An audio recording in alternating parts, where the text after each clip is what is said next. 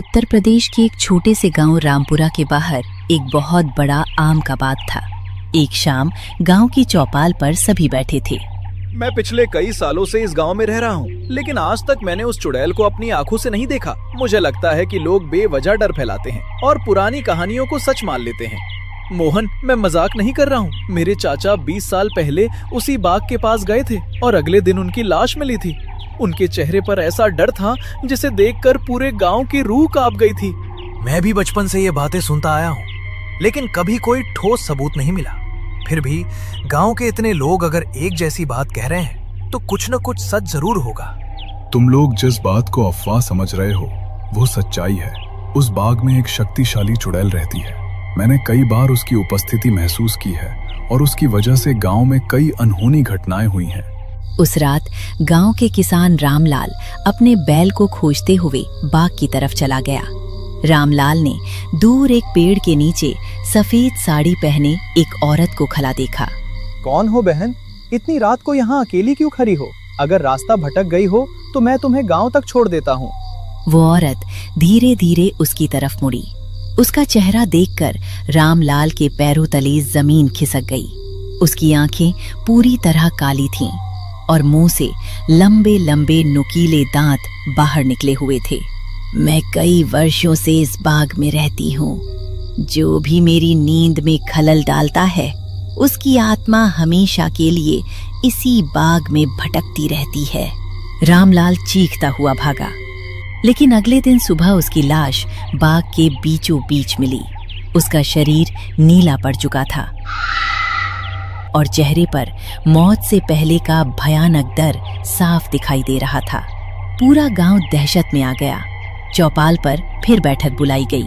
अब भी अगर कोई ये कहे कि चुड़ैल नहीं है तो वो खुद को धोखा दे रहा है। रामलाल बिल्कुल स्वस्थ आदमी था, उसकी मौत सामान्य नहीं हो सकती। मैं मानता हूँ कि कुछ अजीब जरूर हुआ है, लेकिन बिना सच जाने हम किसी निष्कर्ष पर नहीं पहुँच सकते। हमें खुद जाकर जांच करनी चाहिए। जांच करने की बात करना आसान है, लेकिन उस बाग में रात बिताने की हिम्मत शायद ही किसी में हो। अगर हम डर कर बैठे रहे तो अगला शिकार कोई और गांव वाला होगा। हमें सच्चाई का सामना करना ही पड़ेगा। अंततः तय हुआ कि अगली रात रघुवीर, मोहन और हरिया मिलकर बाग में जाएंगे। अगली रात बाग में पहुंचे। चारों तरफ अजीब सी खामोशी थी। अचानक कहीं दूर से औरत के रोने की आवाज सुनाई देने लगी। क्या तुम लोगों ने भी ये आवाज सुनी है? ऐसा लग रहा है जैसे कोई औरत बहुत दर्द में रो रही हो और मदद मांग रही हो। मुझे ये सब अच्छा नहीं लग रहा। मेरे शरीर में अजीब सी सिहरन दौड़ रही है और ऐसा महसूस हो रहा है जैसे कोई हमें देख रहा हो। वे धीरे धीरे आवाज की दिशा में बढ़े। अचानक पेड़ों के बीच से एक लंबी हंसी गूंजी। तीनों के शरीर कांप उठे। उनके सामने वही सफेद साड़ी वाली औरत दिखाई दी। तुम लोगों ने मेरी चेतावनी नहीं सुनी। अब तुम भी कभी इस बाग से जीवित वापस नहीं जा पाओगे। तू चाहे जो भी हो, हम तुझसे डरने वाले नहीं हैं। अगर तूने गांव वालों को नुकसान पहुंचाया है तो आज हम तेरा सच जानकर रहेंगे। अचानक तेज हवा चलने लगी और अचानक उसने एक भयानक चीख मारी। पूरा बाग उसकी चीख से गूंज उठा। चुड़ैल की भयानक चीख सुनकर रघुवीर, मोहन और हरिया कुछ देर के लिए बेहोश हो गए। जब उनकी आंख खुली तो सुबह हो चुकी थी। तीनों ने घबराकर इधर उधर देखा। वो चुड़ैल गायब थी, लेकिन जमीन पर अजीब निशान बने हुए थे। ऐसा लग रहा था जैसे किसी ने अपने लंबे नाखूनों से मिट्टी को कई जगह गहरा खोद दिया हो। मैंने अपनी जिंदगी में इतना भयानक दृश्य कभी नहीं देखा। अब मुझे पूरा यकीन हो गया है कि गांव वाले इतने वर्षों से जो कह रहे थे वो सब सच था।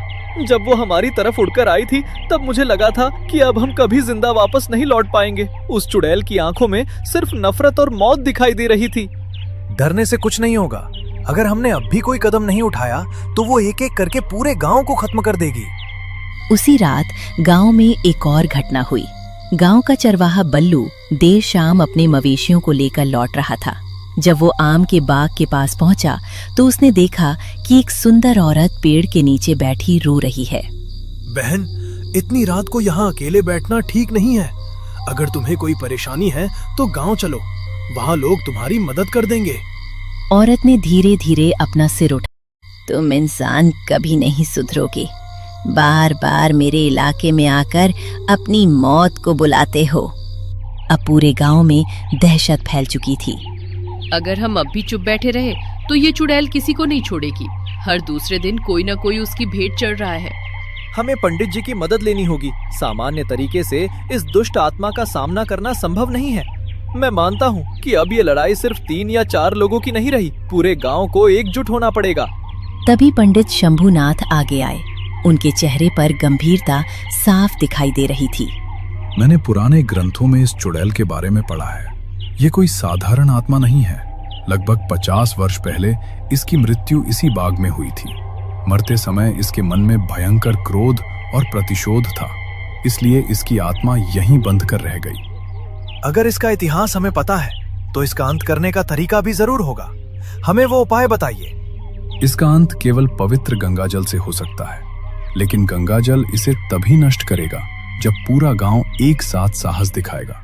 अगर कोई डर कर पीछे हट गया तो ये और भी शक्तिशाली हो जाएगी। रात के लगभग 11 बजे सभी लोग बाग के बीच पहुंचे। अचानक चारों तरफ से ठंडी हवा चलने लगी। फिर वही डरावनी हंसी सुनाई दी, लेकिन इस बार कोई पीछे नहीं हटा। तभी एक विशाल आम के पेड़ के ऊपर से सफेद आकृति नीचे उतरी। वो चुड़ैल थी, पहले से भी ज्यादा भयानक। आज इतने सारे लोग एक साथ मेरी मौत देखने आए हैं या अपनी मौत बुलाने आए हैं। तुम सबकी आत्माएं हमेशा के लिए इसी बाग में कैद हो जाएंगी। आज तेरा आतंक खत्म होगा। तूने वर्षों तक निर्दोष लोगों को सताया है। अब पूरा गांव तेरे सामने खड़ा है। तुम इंसान मेरी शक्ति को नहीं जानते। मैं इस बाग की मालिक हूँ। यहाँ का हर पेड़ मेरी आज्ञा मानता है। कोई पीछे मत हटना। अगर हम डर गए तो ये हमें एक एक करके खत्म कर देगी। आज हमें हर हाल में इसका अंत करना होगा। सीमा की बात सुनकर गांव वालों का हौसला बढ़ा। पंडित शंभूनाथ ने मंत्र पढ़ना शुरू किया। सभी लोग अपने हाथों में गंगाजल तैयार रखो। जब मैं संकेत दूं, तब एक साथ इसे चुड़ैल पर फेंकना। चुड़ैल जोर जोर से हंसने लगी। फिर अचानक वो हवा में उड़कर गांव वालों के ऊपर मंडराने लगी। उसकी चीखों से पूरा बाग कांपने लगा। तभी चुड़ैल ने हरिया को पकड़ लिया। हरिया जमीन से कई फीट ऊपर उठ गया। मुझे बचाओ, इसकी पकड़ बहुत मजबूत है। ऐसा लग रहा है जैसे मेरी सांसें रुक रही हैं। रघुवीर ने तुरंत गंगाजल की कुछ बूंदें चुड़ैल की तरफ फेंकी। जैसे ही गंगाजल उसके शरीर पर पड़ा, वो दर्द से चीख उठी। पहली बार उसके चेहरे पर डर दिखाई दिया। यही इसकी कमजोरी है। अब देर मत करो। सभी लोग एक साथ गंगाजल का प्रयोग करो। गंगाजल की धारें चुड़ैल की तरफ उछाली गईं। जैसे जैसे गंगाजल उसके शरीर पर पड़ता गया, उसका शरीर धुएं में बदलने लगा। नहीं, ये नहीं हो सकता। मैं इतने वर्षों से इस बाग की स्वामिनी हूँ। तुम मुझे समाप्त नहीं कर सकते। तेरा समय खत्म हो चुका है। जिन लोगों की आत्माओं को तूने सताया था, आज उन्हें न्याय मिलने वाला है। चुड़ैल ने आखिरी बार पूरी शक्ति से हमला करने की कोशिश की। आसमान में काले बादल छा गए। भयंकर आंधी चलने लगी। अचानक एक तेज प्रकाश फैला। पूरा बाग कुछ क्षणों के लिए सफेद रोशनी से भर गया। फिर एक भयानक चीख गूंजी और चुड़ैल का शरीर राख बनकर हवा में बिखर गया। कुछ सेकंड तक पूरा बाग बिल्कुल शांत रहा। फिर धीरे धीरे हवा सामान्य होने लगी। पंडित शंभूनाथ ने आंखें बंद करके प्रार्थना की। ईश्वर की कृपा से इस दुष्ट आत्मा का अंत हो चुका है। अब ये बाग और ये गांव दोनों सुरक्षित हैं। जहां पहले डर और सन्नाटा था, वहां अब शांति थी। पक्षियों की आवाजें फिर से सुनाई देने लगी थी। लोगों ने राहत की सांस ली। आज मुझे समझ में आया कि जब पूरा गांव एकजुट होकर खड़ा हो जाए तो सबसे बड़ी बुराई को भी हराया जा सकता है। डर हमेशा तब तक शक्तिशाली रहता है जब तक लोग उससे भागते रहते हैं। उसका सामना करते ही उसकी ताकत खत्म होने लगती है। ये जीत सिर्फ हमारी नहीं है, ये उन सभी लोगों के लिए न्याय है जिन्होंने वर्षों तक इस चुड़ैल के आतंक को सहा था। उस दिन के बाद रामपुरा गांव में कभी किसी ने उस चुड़ैल को नहीं देखा। आम का वही बाग जो कभी मौत और डर का प्रतीक था, फिर से गांव वालों के लिए खुशियों और शांति की जगह